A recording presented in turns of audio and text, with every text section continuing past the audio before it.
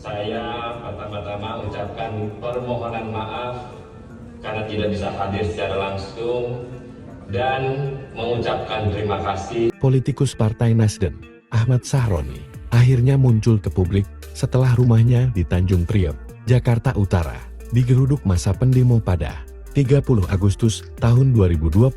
Ia tampil secara daring dalam Musyawarah Nasional Munas, Ikatan Motor Indonesia IMI 2025, dan menyampaikan sambutan serta permintaan maaf karena tidak bisa hadir langsung. Sahroni memberikan apresiasi kepada pengurus IMI periode tahun 2020-2025, para senior dan calon ketua umum Moreno Suprapto.